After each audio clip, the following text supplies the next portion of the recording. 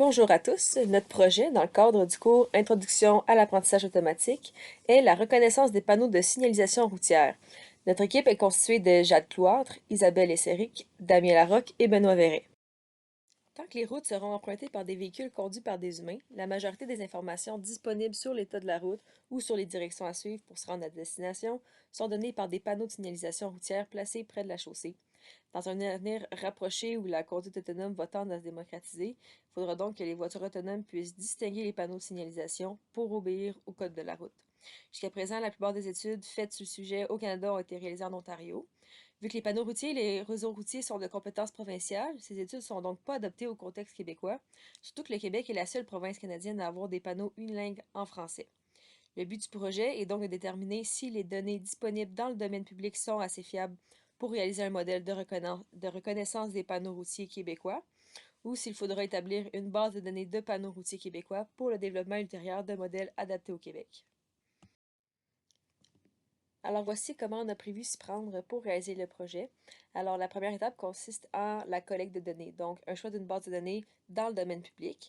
On a besoin d'une grosse base de données de panneaux de signalisation internationaux et une petite base de données de panneaux de signalisation du Québec.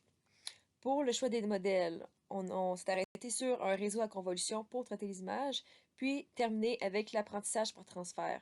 On va donc faire un entraînement préalable du réseau à convolution avec la grosse base de données de panneaux internationaux, puis terminer l'entraînement avec l'apprentissage par transfert avec la petite base de données de panneaux québécois.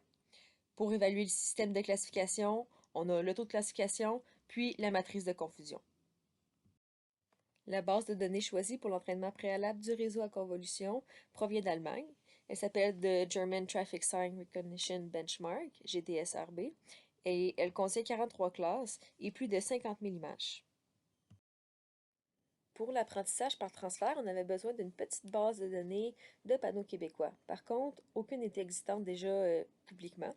On a donc créé notre propre petit échantillon d'images de panneaux québécois avec l'application Google Earth dans Street View.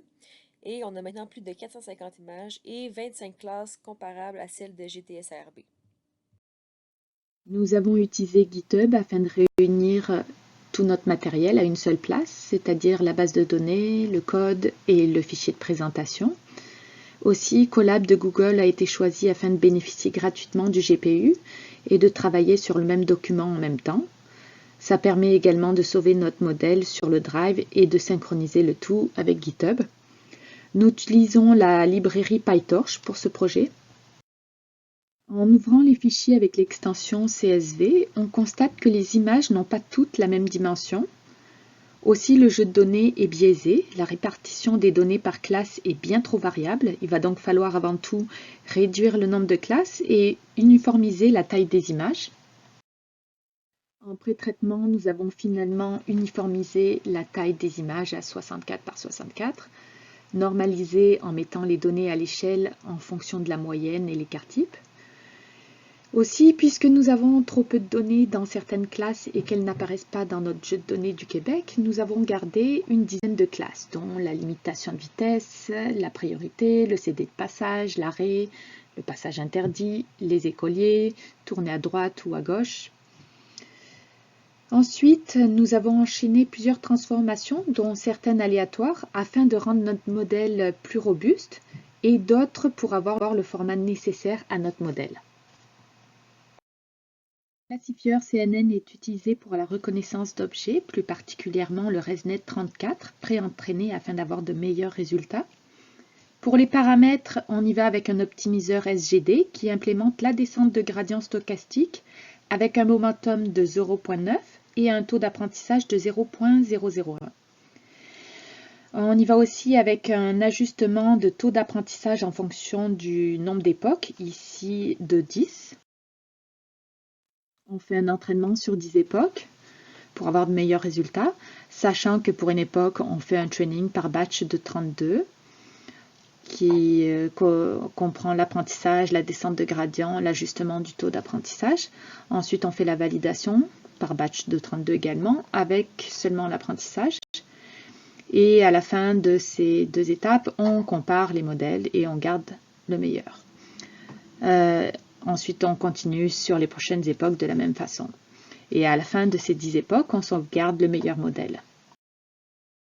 Donc nous avons ici un graphique représentant les valeurs de la fonction de perte à la fin de chacune des 5 époques ou des 5 itérations de la phase d'apprentissage préliminaire. On peut marquer que la perte sur les données d'entraînement atteint déjà un niveau satisfaisant à la fin de la deuxième époque, alors que la perte sur les données de validation nécessite 3 époques pour atteindre un niveau satisfaisant. On remarque que l'erreur en validation augmente sur la dernière itération, ce qui ressemble à un commencement de surapprentissage, considérant que la perte sur les données d'entraînement ne varie pas. Et donc nous avons ici un graphique représentant les valeurs de justesse, accuracy en anglais, à la fin des mêmes 5 itérations que la diapositive précédente. Les résultats sont un miroir des valeurs de la fonction de perte. On a encore des valeurs satisfaisantes de la justesse en entraînement à partir de la deuxième époque. Et on a aussi une justesse en validation qui est convenable à la troisième, quatrième époque. On voit justement qu'il y a surapprentissage à partir de la cinquième époque, comme vous voyez, compte tenu du fait que la justesse en validation, elle diminue, alors que celle en entraînement, elle reste plutôt constante. Mais c'est pas vraiment grave, vu que, comme l'a expliqué Isabelle plus tôt, nous récupérons les paramètres, donc les poids et les biais du modèle pour l'itération qui a la meilleure justesse en validation. Donc ici, on va poursuivre les calculs avec le modèle de la quatrième époque, compte tenu des résultats que nous avons pour cette itération. Pour pouvoir bien évaluer les performances du réseau, on va essayer de déterminer les indicateurs de performance sur un ensemble de tests. Donc à titre de rappel, on a séparé le jeu de données en 3 sous-ensembles, avec 75% des instances pour l'entraînement, 15% pour les validations et 10% pour le test. Donc compte tenu de la taille faramineuse du jeu de données, on aura assez d'instances pour relever les indicateurs de performance intéressants sur l'ensemble de tests.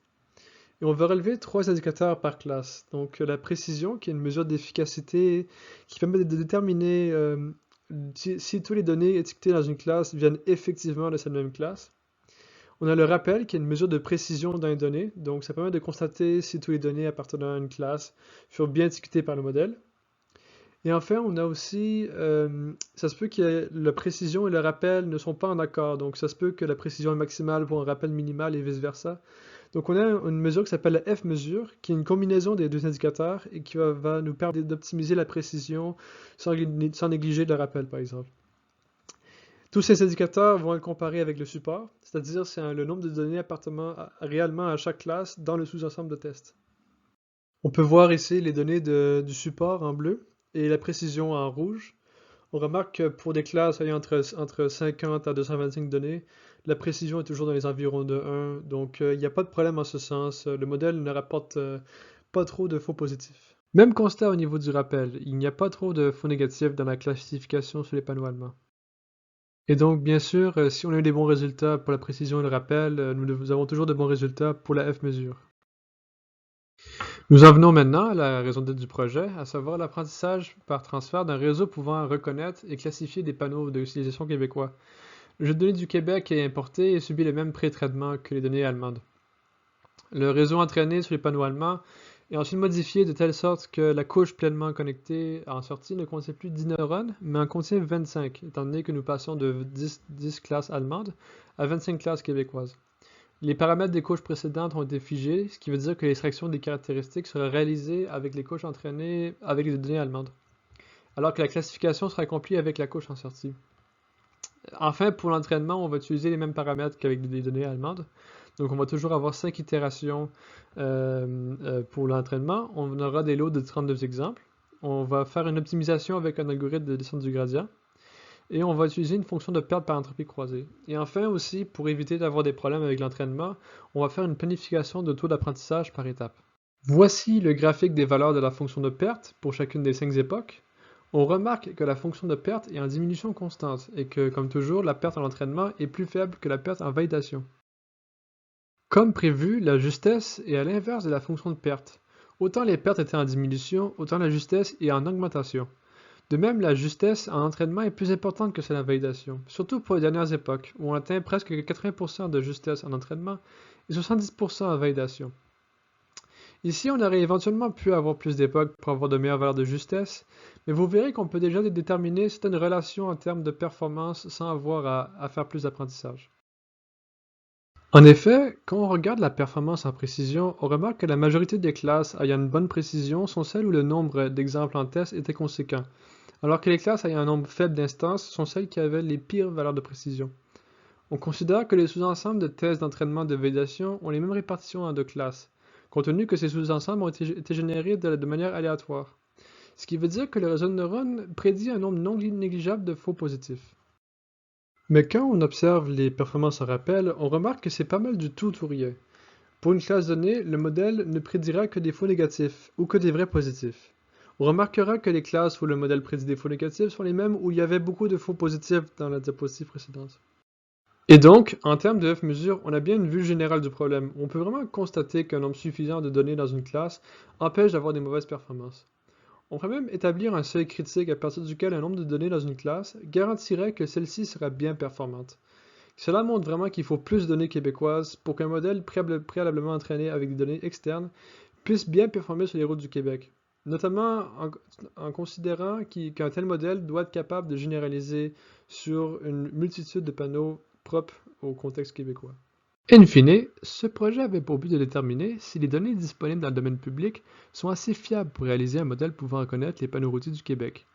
Les modèles qui furent développés et les analyses qui furent menées à cette fin ont montré que les performances d'apprentissage par transfert sur un modèle préentraîné ne sont pas satisfaisantes, notamment compte tenu du peu de données québécoises facilement disponibles. Il conviendrait donc de créer un jeu de données à partir d'images prises sur le terrain afin d'entraîner un nouveau modèle. De même, avant d'implémenter un modèle de ce type dans un véhicule autonome, il conviendrait d'ajouter des classes correspondant aux panneaux qui furent ignorés pour ce projet.